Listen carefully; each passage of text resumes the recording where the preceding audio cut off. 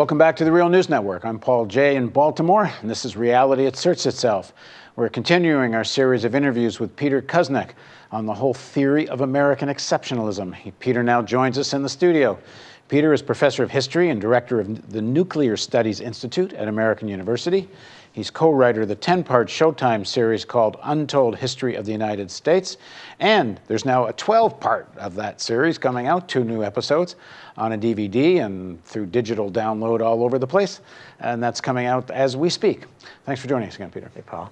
And let me say, I'm kind of looking forward to seeing these 2 parts because I'm particularly interested in the one on the Philippines. As we talked in part 1, we started talking about America's war against the people of the Philippines.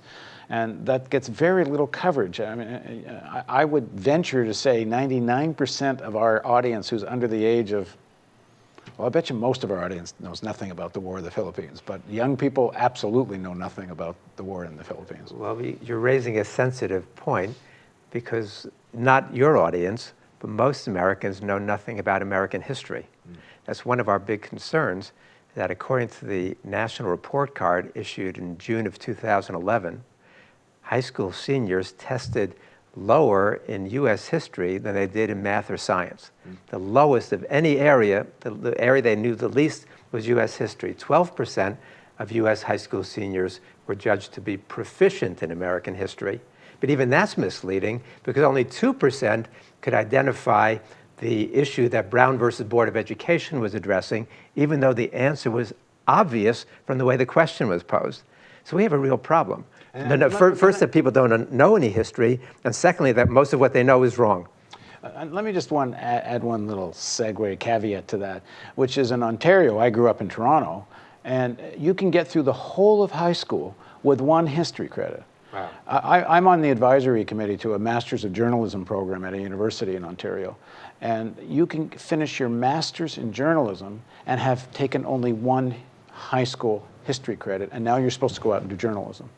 You know, and my whole project with Oliver is based on the idea that history is important, that everybody has an understanding of history, and what their view of history is, no matter if it's well articulated or not, is going to shape not only what they think of the past, but what they think of the future, what they think of future possibilities. When you've got such a narrow, constrained, distorted view of history, you can't think. You can't imagine that you could create a future that's different from the present. And what I see that all the time with the students and with others in American society. There's no utopian thought anymore. They can't envision a different society, a different way of relating, a different kind of world. And that limits their ability to act. Right.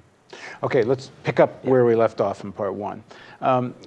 You talked about the war in the Philippines being a major shift. That before that, America, now the narrative is all about America the progressive, America the revolutionary, the America fighting for independence, and we can never forget slavery and the genocide against Native people.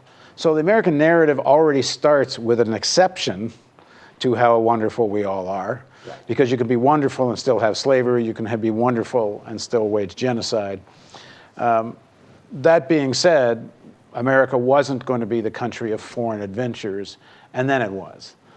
So talk a bit about that shift and why you think it took place. You have to put it in the context of the 1890s. And in 1893, the United States suffered its greatest depression up to that point. You have to remember the United States had cyclical depressions. 1819, 1837, 1857, 1873, a little bit in 1883. Then the big one hit in 1893. And there was millions unemployed. People were riding the rails. They were hobos. They were trying to sleep in police stations for the winter so that they would at least be able to keep warm and get fed. This was a terrible time. And this is a depression that endured, and it lasted. There were uprisings around the country. But there were really 2 fundamental ways to get out of that. One was because it was a depression based on overproduction. America's factories, American industry was booming during that time. And so they were producing more than the American market could absorb the way it was structured. So there were 2 possible alternatives to that.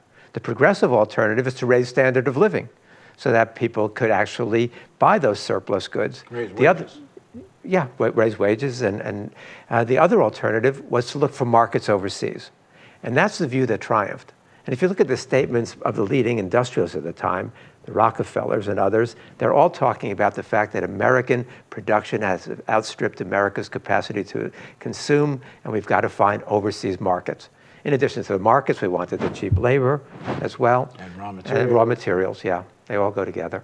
And there's nothing new about that in a sense. That's what colonialization, European colonization to a large extent was about. Maybe less about the problem of overproduction, but certainly finding raw materials, finding new markets. But the Americans had a different vision. We were going to accomplish everything that the Europeans have. We were going to get all the benefits of empire without being a colonial force. That was the American idea. We saw how tied down the kind of big bureaucracies that the Europeans needed to become colonial powers. The United States never develops that in that way, or at least not till much later. So what we have is what we call an open door empire. Secretary of State John Hay issues these open door notes. And we're going to be able to batter down all the barriers. We're going to get access to the markets. We want a world of free trade in which we have access to all those people. So we're opposed to those kind of colonial spheres that exclude the United States. And so that's our vision. It's a different vision than the Europeans had. And we even, if you look at Wilson versus the French and the British during World War I, Wilson's 14 points were predicated on the idea that there wasn't going to be this kind of colonial distribution afterwards. However, Wilson caves in time after time after time and allows them to follow through on the secret treaties that they had established before World War I, even that Lenin later exposes. But Wilson allows them to keep those deals. In exchange, he was hoping for establishing the League of Nations. The idea was that we'll create the League of Nations in order to clean up all the problems that were resulting from the agreements that we had made at Versailles. Now, this idea that America is the city on the hill, that God gave us this, we're going to keep the world from chaos, and we have higher ideals. But then there's always exceptions to that. So in other words, I was saying to you off camera, Europe does bad things for bad reasons. America does bad things for good reasons. But on the other hand, the real practice is no bones. So. Well, let's go back to the Monroe Doctrine and the whole, how do you explain that we're the country of justice and liberation and sovereignty and everything else? And then we say, well, except that we own Latin America and everybody in Latin America better submit to us. Because we're going to go there to civilize them. We're going to uplift them. We're going to raise their standards of living. We're going to improve their education. And you see how much they love us now. So it must have worked. But we have a lot of exceptions. The United States, like other countries, is full of contradictions. The treatment, as you were saying, of the Native Americans is not something that Americans are proud of. There's still a big controversy of whether or not to change the Washington Redskins name, which is now all over the news. But Americans' treatment of the Native Americans, the genocide against Native Americans, is universally condemned now and considered shameful, at least in the last 2 decades. The slavery is universally condemned and considered to be shameful. We haven't dealt with the consequences of either of those problems in any serious way. But at least if you look at America's textbooks, they're not going to be celebrating the genocide against the Indians. They're not going to be celebrating the enslavement of African Americans, which they did feel quite much more recently. It was part of this uplifting, civilizing mission that the white men in the Northeast were going to conduct for all of humanity. And we continue to have that view in terms of our foreign involvements. I mean, that's a view that still exists to a large extent. There are still historians, as you were saying, who are going to support what the United States did in the Philippines. And it was part of this Christianizing, uplifting mission. So, it gets complicated. It gets complicated a little bit after World War I. World War I is not a popular war in its aftermath. It wasn't very popular at the time between the gas warfare and the trench warfare. I mean, that's not going to be very popular. In the aftermath of World War I, the nation recoils. And there's a strong anti-war sentiment. It takes Roosevelt a long time to get the Americans to agree to go into World War II, and there was still a lot of resistance. But then after World War II, the United States comes out of World War II as, again, the shining knight on the white horse. And the United States is the civilizing force, so we're fighting the good war now against communism, at least by 1948. So World War II, although even that, because of the atomic bombing, And because of what we learn about World War II, it's hard to have that untrammeled, unvarnished sense of American greatness. But it continues through the 1950s to a large extent, and through the early 1960s. And it's really Vietnam that changes the narrative. Much like Iraq and Afghanistan are changing the narrative again, Vietnam changed the American narrative in the 60s. Before we get to Vietnam, the ability of this official narrative, which is mostly total mythology. Yeah. I mean, yeah, you could say, maybe the Belgians were more brutal in the Congo than the Americans were in Guatemala. I mean, they didn't cut people's hands off and hang them from trees and things. But certainly many of the regimes that have been supported in Latin America and around the world have been, every bit as brutal as European colonialism was. Yet there's still this ability to keep this narrative that Barack Obama can say what he said, and it seems perfectly reasonable. And let me just play the quote of Obama again, just to remind everybody what it was. Some may disagree, but I believe America is exceptional, in part because we have shown a willingness, through the sacrifice of blood and treasure, to stand up not only for our own narrow self-interest, but for the interests of all. It's a narrative that still can be talked about. Yes, but Obama didn't. That wasn't his position originally. During the 2008 campaign, he was asked about it. He says, "I believe in American exceptionalism, as I suspect the Brits believe in British exceptionalism and the Greeks in Greek exceptionalism." And he got pounced upon, right? The neocons, the conservatives, all jumped on him. I'll read you a quote from Mike Huckabee about that. Yeah. Huckabee says his, meaning Obama's, worldview is dramatically different than any president, Republican or Democrat we've had. He grew up more as a globalist than an American. And here's, of course, the punchline. To deny American exceptionalism is, in essence, to deny the heart and soul of this nation. Yeah, and that was a view. That's probably the strongest statement of it, but others said the same thing. And Obama learned. In a typical Obama fashion, he didn't learn the right lesson. He didn't learn that you stand up on principle and you educate the American people as to why this is a dangerous philosophy of American exceptionalism. He embraced American exceptionalism. When the troops came back from Fort Bragg, what Obama's greeting to them was really troubling. Obama says to the troops coming back from Iraq, he greeted them at Fort Bragg, and he commended their willingness to sacrifice so much for a people that you never met, which is part of what makes us special as Americans. Unlike the old empires, we don't make these sacrifices for territory or for resources. We do it because it's right. There can be no fuller expression of America's support for self-determination than our leaving Iraq to his people. That says something about who we are. And it goes on to say the values that are written into our founding documents and a unique willingness among nations to pay a great price for the progress of human freedom and dignity. This is who we are. That's what we do as Americans. Paying a unique price. What did Alan Greenspan say? So of course this war is about oil. He says, why can't the Americans accept the fact? And Greenspan's not a raging liberal. He was the former head of the Federal Reserve. But Obama's got to cloak it in this idea of this noble mission. It's very, very dangerous. Even Vietnam, if you look now, Obama has called for a 13-year reassessment and commemoration of Vietnam. As other presidents before him, he once had a critical narrative on Vietnam, but now he's embracing Vietnam.